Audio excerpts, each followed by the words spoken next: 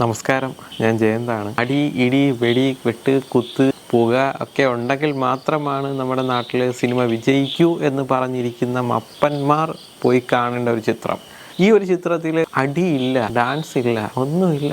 ഒരു സാധാരണക്കാരൻ്റെ ഒരു ജീവിതം ആണ് കാണിച്ചിരിക്കുന്നത്. പക്ഷേ നമുക്കിതിൻ്റെ ഒരു എടുത്തു പറയാനുള്ള കാര്യം എന്ന് വെച്ചാൽ ഇത് ആദ്യം തൊട്ട് അവസാനം വരെ നമ്മളിങ്ങനെ കണ്ണിങ്ങനെ തുറന്ന് തന്നെ ഇരുന്ന് കണ്ടുകൊണ്ടിരിക്കും. ഒരു ലാഗില്ല പടത്തിൽ. ആ സസ്പെൻസോ കാര്യങ്ങളോ ഒന്നുമല്ല, ഒരു ക്രൈമോ ഒന്നുമല്ല. പക്ഷെ ഒരു സാധാരണ ചിത്രം, ഒരു സ്ഥാപനത്തിൽ ജോലി ചെയ്യുന്ന ഒരു സാധാരണക്കാരനായ ഒരു വ്യക്തിയുടെ ഒരു ചിത്രം. പക്ഷേ പടം നമ്മളെ പിടിച്ചിരുത്തുന്നത് എന്താണെന്ന് എനിക്ക് അറിയത്തില്ല. അതൊരു ഫിലിം മേക്കറുടെ കഴിവാണ്. ഇപ്പോൾ ഇറങ്ങുന്ന പൊട്ടുന്നതോ പൊട്ടാത്തതായിട്ടുള്ള ഏത് പടമാണെങ്കിലും അവർക്ക് നമ്മളെ പിടിച്ചിരുത്താൻ പറ്റും.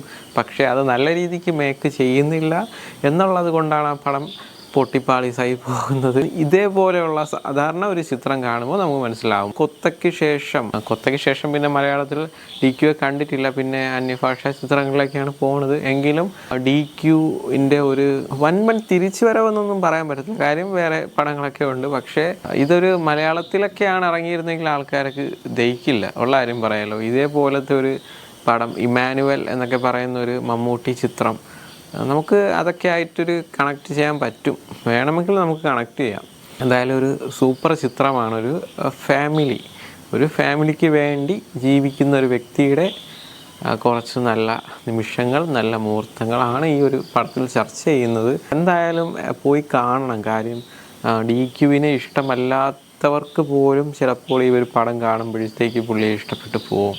ആ രീതിക്കാണ് പുള്ളിയുടെ അഭിനയവും കാര്യങ്ങളൊക്കെ എല്ലാം കാഴ്ചവെച്ചിരിക്കുന്നത്. എന്തായാലും പോയി കാണാൻ പറ്റുന്നൊരു നല്ല ചിത്രമാണ് ലക്കി ഭാസ്കർ എന്ന് പറയുന്നൊരു മൂവി. പിന്നെ എടുത്ത് പറയേണ്ടതെന്ന് വെച്ചാൽ ക്യാമറ നിമിഷ് രവിയാണ് ചെയ്തിരിക്കുന്നത്.